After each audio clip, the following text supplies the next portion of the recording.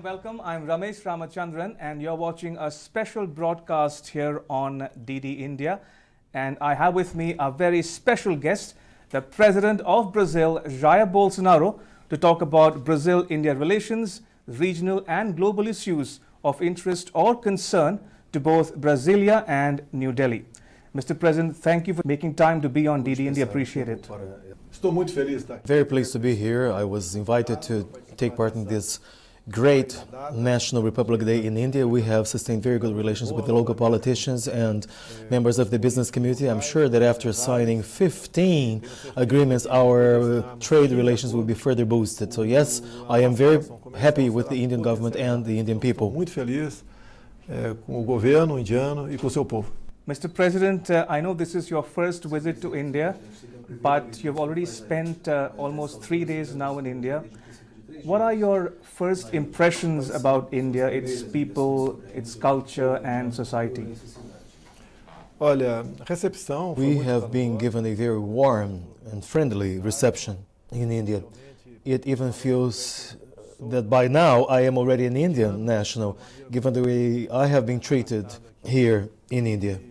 And this is the kind of memory I will certainly take back with me to Brazil. And quite certainly we will be able to do great businesses and of course draw closer and closer ties in the future. Mr. President, your daughter is accompanying on your India visit. Is she enjoying her visit? And I believe she would join you to visit the Taj Mahal as well. It is the first time they travel abroad. And of course they are having a hard time with the time zone difference, but they're very happy, they're very pleased to stroll around the city, and they will certainly be with me at the Taj Mahal, and they too, I'm sure, will fall in love with that region and place. Mr. President, you've met Prime Minister Narendra Modi a couple of times already. You met at the G20 summit in Japan last year and at the BRICS summit in Brasilia in November last year. Now, the two of you are seen as being dynamic leaders of two dynamic countries. You seem to share a similar worldview. You have a vision for your own countries. How would you describe your relationship with Prime Minister Modi? And did you have a chance to talk informally with him on this visit? Tive oportunidade de conversar informalmente. Yes, I did have a chance to talk to him informally. We do have a great deal of shared interests and desires, such as, for example, joining the UN Security Council. Brazil and India account for 1.5 billion inhabitants, and we rank among the world's 10 largest economies. And our closer ties and relations will certainly ensure that the world will look at us in a different light. Nós atingiremos o nosso objetivo para o bem dos nossos povos. Mr. President, Brazil and India have signed 15 agreements in New Delhi that they cover the entire gamut of relations from trade and investment to defense and security, from energy and agriculture to people ties. Now, how would you describe the current ties between India and Brazil, and where do you want to see the ties in the next few years? We have a great deal in common. And there are things that Brazil needs from India, and there are things that India needs from Brazil. So I think I can describe this marriage pretty much as a perfect marriage. In the next few years, we will certainly work to further boost our trade relations with India. And all of us, both India and Brazil, will ultimately benefit if we continue to work along those lines. Mr. President, it seems that India and Brazil talk about their relationship more in the multilateral context than bilateral. People talk about Brazil and India as members of BRICS, as members of IPSA, BASIC and G4. But surely there's more to Brazil-India ties than just BRICS. So does Brazil intend to ramp up the bilateral ties going forward? And what can one expect in the coming days in terms of implementing the strategic partnership action plan between Brazil and India? Given the sheer number of agreements we have just signed, 15 altogether, I think it is fair to say that as far as I know, never before have so many agreements been signed, neither in Brazil nor in India. That in itself shows that our countries are in a position to meet each other's needs. And it is very much based on that principle that I am sure that we will be able to increasingly work together better and our trade flows will be further boosted. And Mr. President, talking about these groups such as BRICS and IPSA, do you feel that there is a need to revive or revitalize IPSA, which involves India, Brazil, and South Africa? Also, is the G4 making real efforts for a permanent seat in the UN Security Council for Brazil and India? I have given more attention to the second part of your question. In case we do get a seat at the UN Security Council, I believe that yes, Brazil and India will gain much greater visibility in the eyes of the world at large. After all, these are two emerging countries which, by further deepening and consolidating their relations, they can take a major step towards becoming high-profile players in the world's economy.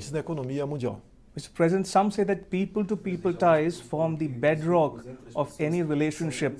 Now, there's a feeling in some circles in both Brazil and India that people should be made more aware about each other's language, culture, and traditions.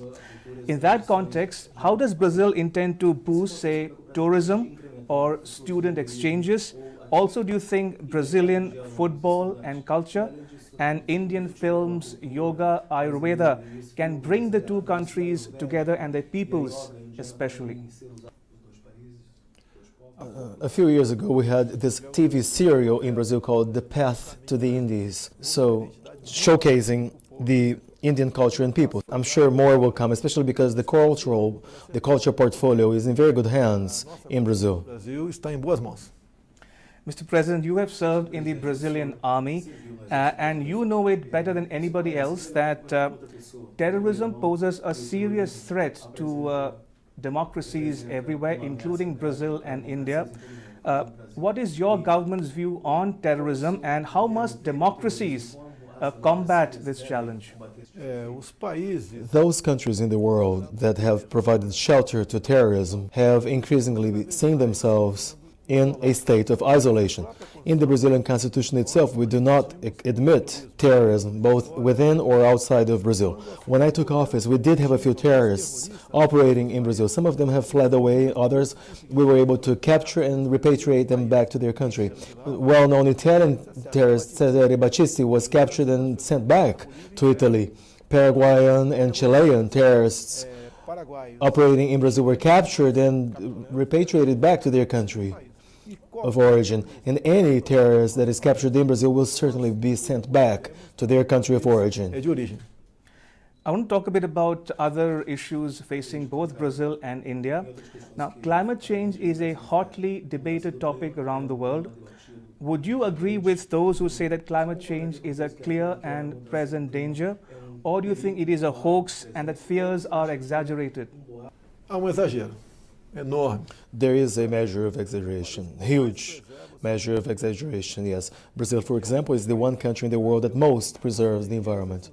Now, quite a few countries in the world have a lot of interest in what lies below the topsoil in the Amazon region, the underground riches. So there's really a war going on because Brazil does, of course, compete vis-a-vis other countries on the commodities agenda, especially in the agribusiness sector. So they strongly criticized us, especially because in the past they were used to a country that would yield in to any pressure from abroad. Under my administration, that has changed, and some countries are uncomfortable with that. However, we will uphold our approach, we will preserve the environment continuously, but we will not forget that we must ensure that we be able to use our God-given resources in a commonsensical, rational manner.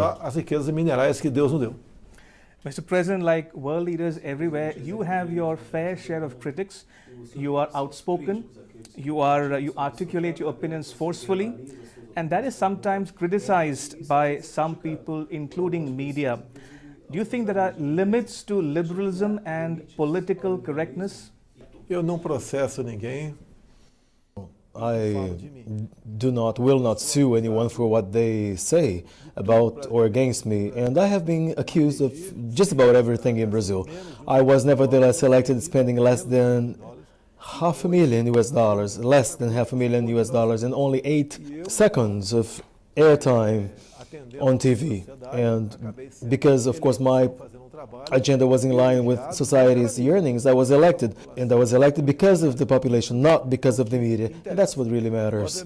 Obviously enough, those who lost the chance to keep on using power, as was the case, of course, they're not comfortable. And much of the media, or many media circles and many political circles, seem to think and act along those lines. Not everyone, but some. We're doing our share. The numbers in the economy are outstanding. Brazil has regained its trust in the world.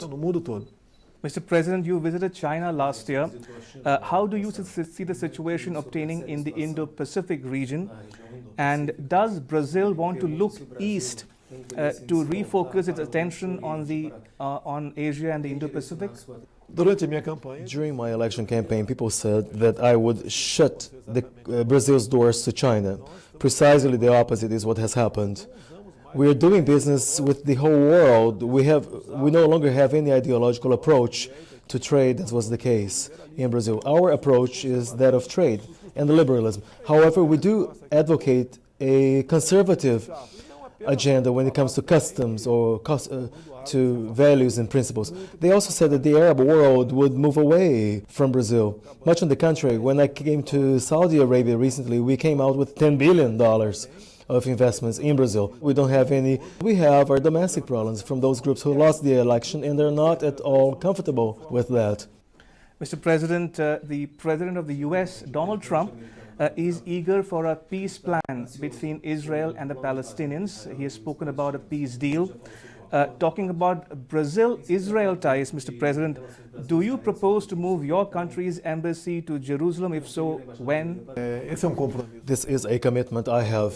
I have talked to Arab leaders about this issue or this question. I have talked to a few Arab leaders on the matter, and none of them has voiced any opposition. The Americans have moved their embassy to Jerusalem, no problem, and we intend to do the same without any major friction.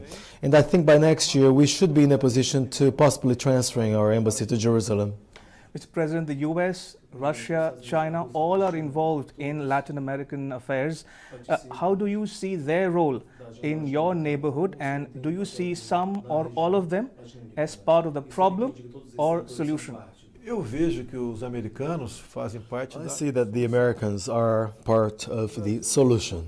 Under the past administrations, Brazil moved away from the United States. Under my administration, much on the contrary, we have drawn closer ties with the US, and we have not had any problem whatsoever with the Americans. In March or February, March, we will be going back to the US once again to meet with major corporate groups, and I enjoy a lot of friendship, great friendly, amicable ties with Donald Trump, and I also feel that he is very much willing to ensure that the north-south axis between Brazil and the US be further and further strengthened. After all, if we do have one problem in South America, for example, such as Venezuela, if we work well with the US, we can certainly prevent such problems from happening again, and even overcome and solve the Venezuelan problems. Mr. President, Brazil and India both have interests in West Asia, or Middle East as some call it. The recent tensions between the US and Iran have fueled anxieties in some countries. Now, you have supported President Trump on Iran. At the same time, you have said that Brazil will maintain its trading ties with Iran. How do you intend to balance the two, so to speak? We repudiate terrorism anywhere in the world. That was the message I conveyed following the episode involving the Iranian authority who lost his life. And by so doing, we showed clearly on what side we are. Of course, we do not want to engage in this fight. And of course, trade is very important for Brazil. Now, if need be, we know exactly what approach to adopt in the future. And talking about Brazil's neighbors, Mr. President, how do you see the situation obtaining in Venezuela? And what would you say about reports in a section of the media that says Brazil may have been involved in some activities to destabilize the government there? O nosso trabalho no momento é Our efforts at the moment are focused on welcoming, receiving the Venezuelan refugees who are fleeing Venezuela, thousands of or tens of thousands into Brazil. We're actually relocating them into different cities throughout Brazil. The problem in Venezuela, however, is more serious than one can imagine. There are certain countries that do have vested interests in Venezuela. You even have army generals who are drug traffickers working in the Venezuelan army. You have guerrilla groups, and you have tens of thousands of Cubans in Venezuela, as well as terrorist cells. So only with difficulty can the Venezuelan issue be properly solved. We hope it will be solved, but on our side, we will do everything to foster greater dialogue towards a solution. buscar essa solução. And to come back to Brazil-India ties, Mr. President, now energy security and defense and security are two key pillars of this relationship. And Brazil is a leader in biofuels, in renewable energy. What kind of cooperation are we looking at in oil and gas and renewable energy, and also defense and security? Nós temos o melhor Brazil has the world's best and the lowest cost ethanol from sugarcane. It's widely available in India as well, as we know. We are ready to offer India technology to obtain high quality ethanol like ours. It'll be good for India, especially because given the environmental concern, of course, we will be able to help fight air pollution or environmental pollution, which is the case here and was or used to be the case in the state of São Paulo. On the technology front, Brazil lags way behind as compared to other countries in the world, and India, by contrast, is way ahead vis-a-vis Brazil on the technology front. So if we can achieve good partnerships, of course, the partnerships will be most welcome. And that is also true for the defense arena. The defense industry and armed forces were very much sidelined and neglected in Brazil because of the former government's power agenda. And after I took office, that has changed, and we have been addressing the armed forces in a totally different way vis-a-vis the treatment they were getting in the past up until recently. So yes, we are keenly interested in deepening our relations regarding defense material. On that note, Mr. President, thank you so much for making time to be with us on DD India. Appreciate it, and thank you so much for your time. Appreciate it. Thank you. Muito obrigado. Thank you.